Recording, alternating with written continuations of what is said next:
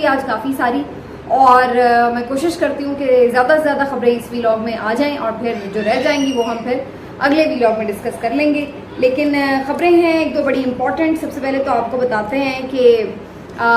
جو نواز شریف صاحب ہیں ان سے متعلق بڑا ایک انٹرسٹنگ انکشاف کیا رانا ثناء اللہ صاحب نے. وہ کیا ہے آپ کو بتائیں گے. پھر اس کے ساتھ ساتھ ان کی واپسی کا پلان بھی اب حتمی مراحل میں داخل ہو رہا ہے, تو کیا واقعی اس پلان پر عمل درآمد ہوگا. کچھ بات کریں گے کہ الیکشن کمیشن کتنا کا تیار ہو رہا ہے الیکشن کروانے کے لیے, کیونکہ ابھی تک تو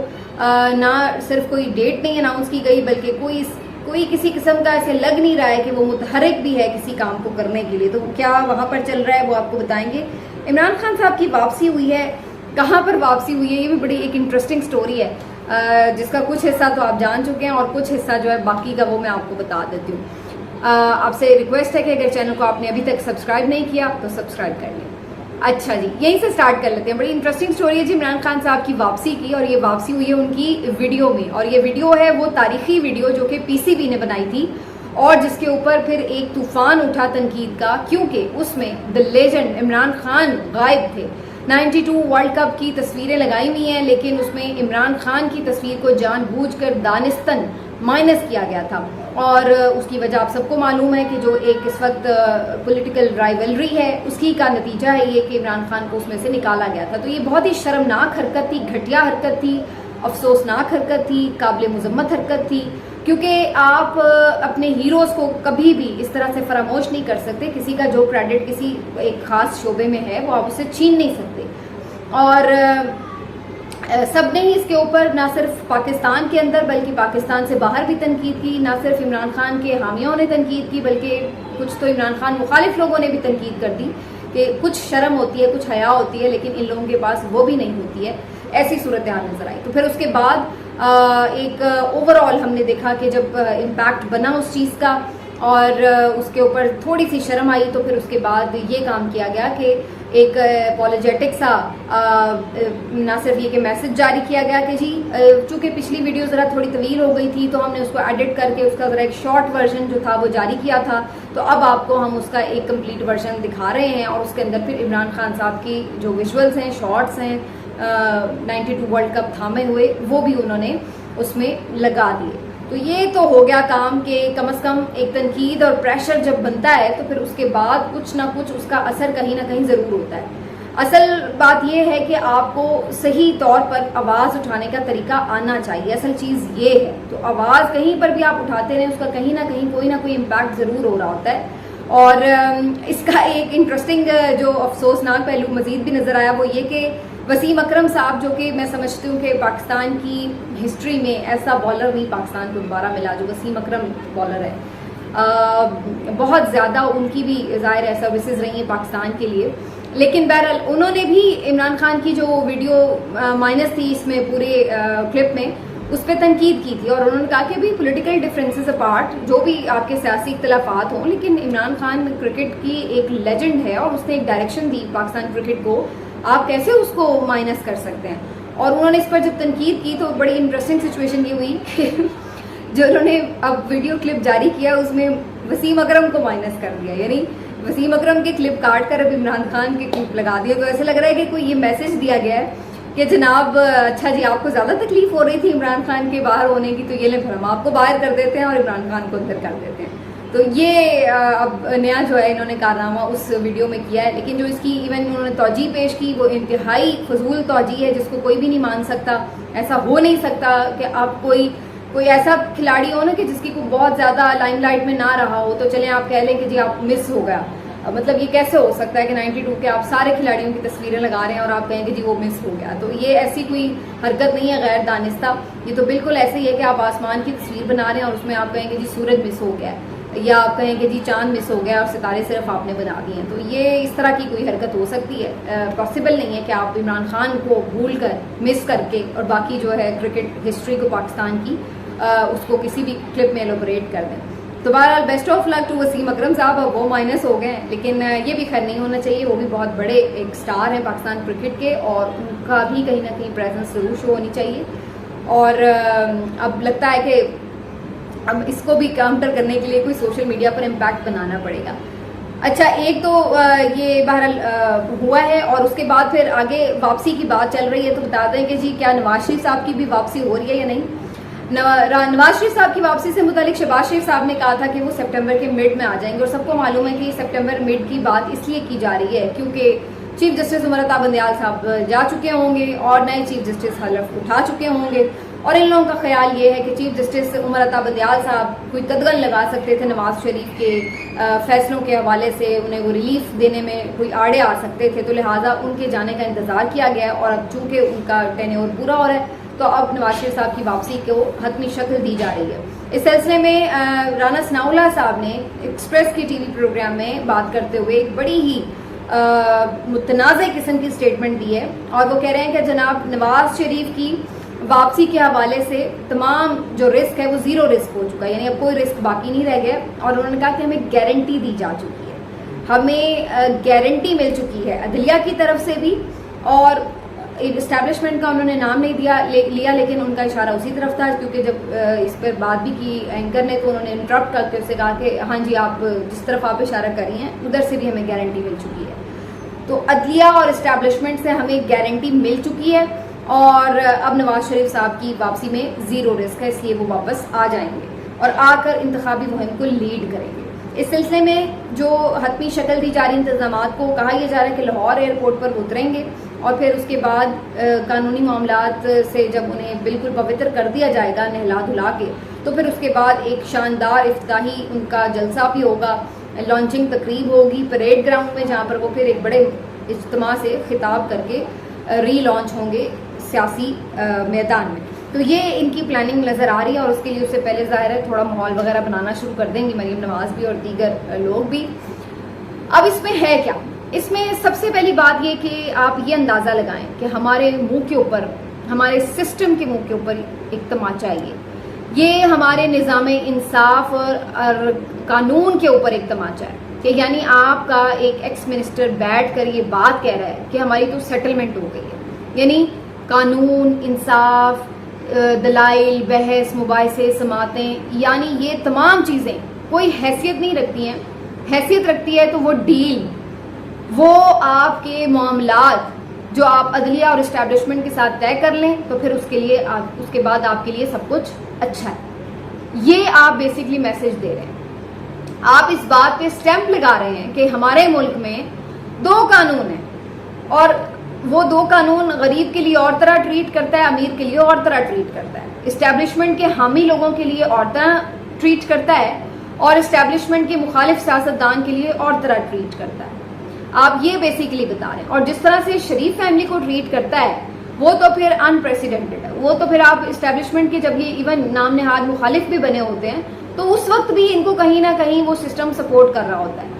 وہ میں اس لیے بھی کہہ رہی ہوں کہ آج کل بڑا واویلا آپ سن رہے ہیں کہ جی نواز شریف صاحب نے بھی جیلیں کاٹی تھی، اگر عمران خان کاٹ رہے ہیں تو ان کی یہ چیخیں کیوں نکل رہے ہیں، یہ وہ ان کو بھی سہولیات نہیں دی گئی تھی. یہ سب بکواس ہے،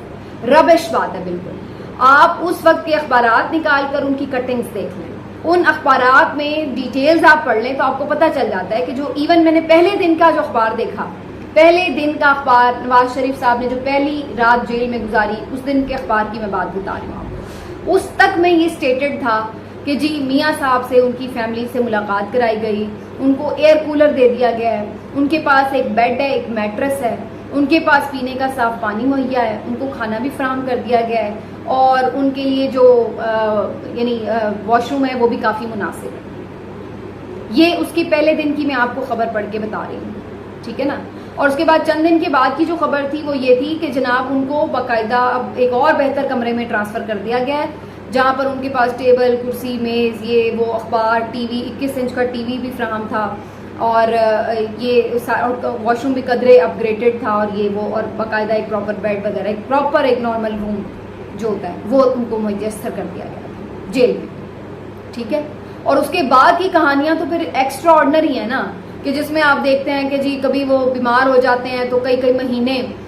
وہ ہسپتال میں گزار دیتے ہیں، ان کی اہلیہ کا انتقال ہو جاتا ہے تو اس کی بنیاد پر انہیں فوراً پرول پہ رہا بھی کر دیا جاتا ہے، اور اس کے بعد وہ جاتی عمرہ میں بیٹھے رہتے ہیں، وہاں پر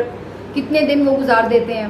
اور پھر اس کے بعد بھی ہم دیکھتے ہیں کہ مریم نواز صاحبہ کنوکٹڈ ہیں اور ان کو ضمانت مل جاتی ہے اپنے والد کی عیادت کے لیے، اور اس کے بعد وہ 1.5 سال تک کنوکشن کے ساتھ ضمانت پر ہی رہتی ہیں اور کوئی دوبارہ ان کو ہاتھ نہیں لگاتا ہے کہ بھائی آپ بی بی تھوڑے دنوں کے لیے باہر آئی تھی، جس کی عیادت کے لیے آپ آئی تھی وہ تو باہر چلا گئے، آپ یہاں کس کی عیادت کر رہی ہیں بیٹھ کے. یہ ان لوگوں نے جیلیں کاٹی تھیں اور بعد میں اب ان کے رونے دھونے آپ ذرا سنتے جائیں کہ جی ہمارے ساتھ یہ ہو گیا، ہمارے ساتھ وہ ہو گیا. اور عمران خان کی جیل کو آپ اس کے ساتھ کمپیئر کر ہی نہیں سکتے کہ جو اس وقت ایک انتہائی سخت قسم کی جیل اور جینون جیل کاٹ رہا ہے بیٹھ کر. یہ اور بات ہے کہ وہ اس کو جیل کچھ کہتی نہیں ہے، کہتی کیوں نہیں ہے، ظاہر ہے کہ انسان ہے، لیکن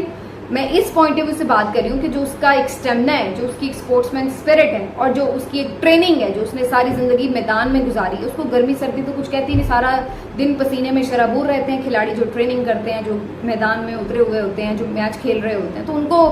گرمی سردی کا تو اتنا پرواہ نہیں وہ کرتے. جو پرواہ ہوتی ہے وہ اس کی یہ ہوتی ہے بیسیکلی کہ جو اس کی حرکت محدود ہو گئی، جو آپ نے اس کو ایک جگہ پر بند کر دیا، یہ ہے اصل تکلیف دہ بات. یا اس کو بات کرنے کے لیے اگر کوئی نہیں ہے تو آپ اس کو جو مینٹل ٹارچر دے رہے ہیں، یہ ہے تکلیف دہ بات. باقی کھانے پینے میں بھی وہ درویش آدمی ہے، جو اس کے سامنے آتا ہے وہ چائے میں روٹی بھی ڈپ کر کے کھا لیتا ہے، تو اس کے لیے یہ کوئی اس نے اسپیشل تو انتظامات کروانے نہیں کھانے پینے کے حوالے سے. تو عمران خان کی جیل کو تو آپ کمپیئر ہی نہیں کر سکتے ان کی جیل کے ساتھ. اور ان کے رونے دھونے آپ سن لیں تو جتنے مرضی سنتے چلے جائیں. نیب میں بھی جتنی دیر یہ تو تحویل میں رہے ہیں، وہاں پر نیب کی تو خیر بہت ہی آؤٹ کلاس بہتر صورتحال تھی. اس کا تو میں نے روم کی 1-2 دفعہ پکچرز بھی شیئر ہوتی دیکھی بھی ہیں، میں نے بھی شاید ایک آدھ کوئی شیئر کی ہوئی ہے اپنے ٹویٹر پر، اس میں بھی آپ دیکھ سکتے ہیں کہ کتنی بہتر جیل تھی. لیکن بہرحال اب یہ سارا جو رانا ثناء اللہ صاحب کا اسٹیٹمنٹ ہے، یہ بیسکلی میچ فکسنگ کا ایک اعتراف ہے کہ ہماری میچ فکسنگ ہو چکی ہے، ہمیں کلیئرٹی مل گئی ہے عدالت سے، ہمیں اسٹیبلشمنٹ سے مل گئی ہے، آرمی چیف بھی ہمارے ساتھ ہیں، اور جو ہمیں ہائی کورٹ سے اور یعنی ادھر سے ہائی کورٹ میں میرے خیال اپیل لگتی ہے نواز شریف صاحب کی، وہاں سے بھی ہمیں مل چکی ہے گارنٹی. یہ بیسکلی ان کا اعتراف جرم ہے ایک طرح سے کہ ہماری تو فکسنگ ہو چکی ہے. تو میرا خیال ہے کہ اس کے بعد پھر ان کے سپورٹرز کو بھی یہ سوچنا چاہیے کہ یہ جو ووٹ کو عزت دو کے نعرے کے پیچھے آپ کو بیوقوف بنایا جاتا رہا ہے اور جو آپ کو یہ سمجھایا جاتا رہا ہے کہ جناب ہم تو یہ جو نواز شریف صاحب ہیں یہ تو بڑے اینٹی اسٹیبلشمنٹ ہو گئے ہیں اور یہ تو کوئی بڑے سویلین سپریمیسی کے دیو ہیں یا ان کے کوئی بڑے مہاتما لیڈر بن گئے ہیں وغیرہ وغیرہ. تو یہ اب آپ کو ان کی حقیقت جو ہے وہ کھل جانی چاہیے کہ یہ چیزیں کس طرح سے معاملات کو ڈیل کر کے آ رہی ہیں اور کس طریقے سے یہ اس کو باقاعدہ اعتراف بھی کر رہے ہیں. بہرحال یہ جی رانا ثناء اللہ صاحب نواز شریف صاحب کی واپسی کے حوالے سے بتا رہے ہیں. اور الیکشن کے حوالے سے میں آپ کو ایک انٹرسٹنگ بات بتا دوں کہ الیکشن جو ہے وہ تو آپ کو میں نے پہلے ہی بتا دیا ہے کہ کوئی نہیں مل رہے، کم از کم سیاسی جماعتوں کو الیکشن نہیں مل رہے. اگر ملیں گے تو عوام کو ملیں گے، عوام کو یہ الیکشن خود لینے ہوں گے. اب وہ کیسے لینے ہیں انہوں نے، یہ ایک بات الگ ہے، لیکن سیاسی جماعتیں چیختی رہیں گی. اب الیکشن انہیں فی الحال نہیں ملنے لگے اور الیکشن کمیشن اس سلسلے میں کوئی اس کو ٹینشن نہیں ہے، وہ ہاتھ پہ ہاتھ دھرے بیٹھا ہے، کوئی وہ کام نہیں کر رہا اس سلسلے میں کہ اس نے الیکشن کرانے ہیں اور کوئی اس کو پوچھنے والا بھی نہیں ہے کہ بھائی آپ الیکشن کے لیے کیوں کوئی آگے قدم نہیں بڑھا رہے ہیں. اور اب البتہ انہوں نے ایک ضابطہ اخلاق صرف جاری کر دیا ہے، اپنا کام کوئی نہیں انہوں نے کیا کہ ہم نے کیا کرنا ہے، اپنا شیڈیول کوئی جاری نہیں کیا، لیکن دوسروں نے کیا نہیں کرنا یہ ضرور انہوں نے بتا دیا ہے. اور بتایا یہ گیا ہے کہ جی کوئی آپ نے سروے کنڈکٹ نہیں کرنا کسی حلقوں میں جا کے وغیرہ وغیرہ، اس سے جی اوپینین متاثر ہوتی ہے. بھائی کل کون سا کوئی ابھی پول ہونے جا رہا ہے کہ جی آج اگر سروے کنڈکٹ ہو گیا تو لوگوں کی اوپینین متاثر ہو جائے گی.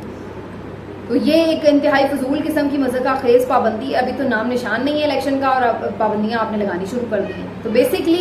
وہ تکلیف کیا ہے، وہ تکلیف یہ ہے کہ جو سروے بھی کنڈکٹ ہوتا ہے اس میں صورتحال سامنے آ جاتی ہے. تو پھر جب آپ رگنگ کرتے ہیں تو پھر پتہ یہ چلتا ہے کہ یار سارا سروے جو پوری دنیا نے کیا وہ تو یہ بتا رہا تھا کہ 70% عمران خان جیت رہا ہے، پی ٹی آئی جیت رہی ہے. تو کل کو یہ رگنگ کر کے جب 70% پی ایم ایل این یا پی ڈی ایم کی تمام جماعتوں میں بانٹیں گے تو سارے لوگ کوشچن کریں گے کہ یہ سروے سے بالکل ہی اپوزٹ رزلٹ کیسے آ گئے.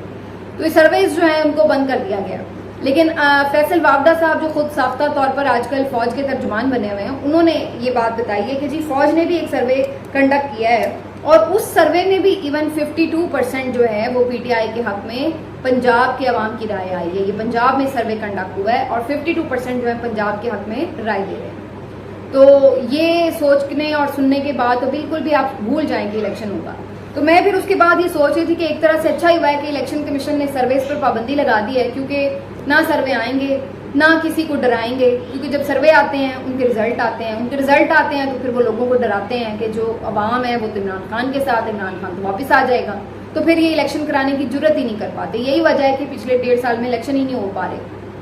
جو ضمنی الیکشن ہوا تھا اس کے بعد سے کوئی آنورڈز الیکشن نہیں ہوئے سال بھر. تو اس کی وجہ یہی ہے کہ وہ سرویز بتا دیتے ہیں کہ بھئی یہ ہے، تو پھر اس لیے بہتر یہ کہ الیکشن ہی نہ کرواؤ. تو اب اچھا ہے کہ سروے نہیں ہوں گے تو کم از کم شاید یہ تھوڑا سا اپنے خوف پہ قابو پانے میں کامیاب ہو جائیں. عمران خان کا جو ڈر، خوف، اندر بیٹھا جیل کی کال کوٹری میں جو انہیں ڈرا رہا ہے ایک بلا بن کر، وہ شاید ان کے دل سے تھوڑا سا خوف کم ہو جائے اور یہ ہمت کر لیں سب کے سب لوگ مل کر، جو 14 جماعتیں بشمول ریاستی ادارے، کہ چلو جی الیکشن کرا کے عوام کو اس کا حق دے دیں. تو وہ شاید تھوڑا سا ان کا کم ہو جائے اگر الیکشن ہی، اگر سروے نہ ہو اور سروے کا رزلٹ ہی نہ آئے. لیکن باقی تو اگر رزلٹ آ رہا ہے سروے کا تو اس کا مطلب ان کا ڈر خوف کم نہیں ہو رہا ہے. تو اس بات کا امکان کم ہی ہے کہ آپ کا جو سروے ہے وہ جب تک آئے گا وہ الیکشن نہیں ہونے دے گا. اور لاسٹلی میں ذرا تھوڑا سا ذکر کر دوں کہ آپ نے جو واقعہ ہے جڑاں والا کا، اس کے معاملے کے اوپر بڑی بات ہو رہی ہے. اس کی بہت ساری ویڈیوز بھی اب آ رہی ہیں. پوری نہ صرف یہ کہ چرچز جلائے گئے، پوری جو کمیونٹی تھی کرسچن کمیونٹی، اس کی بستیوں کو آگ لگائی گئی ہے. لوگ بیچارے بے گھر بیٹھے ہوئے ہیں اور خوفزدہ ہیں، بہت زیادہ غریب غربا لوگ ہیں بیچارے، یہ جن کو انہوں نے ساری تکلیف پہنچائی ہے. بہت زیادہ تحریک لبیک کا نام اس میں آ رہا تھا، اور صبح ہم نے یہ دیکھا کہ تحریک لبیک والوں نے اس کو کاؤنٹر کیا ہے. وہ یہ کہہ رہے ہیں کہ جی ہم تو بلکہ امن بنا رہے ہیں، اور وہ جا کے جناب امن کے وہاں پر لاؤڈ سپیکر میں اعلانات کر رہے ہیں کہ جی آپ ایسا نہ کریں. لیکن بہت سارے لوگ اس بات پہ کنونسڈ ہیں کہ یہ کروایا ہی سارا تحریک لبیک والوں نے. بہرحال یہ اب ٹی ایل پی جانے اور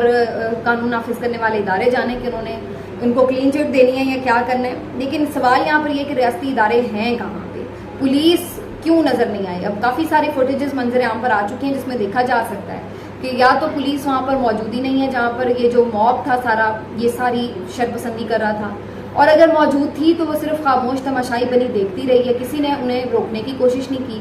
اور جہاں کہیں پہ پولیس نے کوئی تھوڑی بہت مزاحمت کرنے کی کوشش بھی کی تو موب جب ان کی طرف بڑھا تو یہ دم دبا کر بھاگ گئے پولیس والے. اب سوال میرا یہاں پر یہ آتا ہے کہ جب آپ کا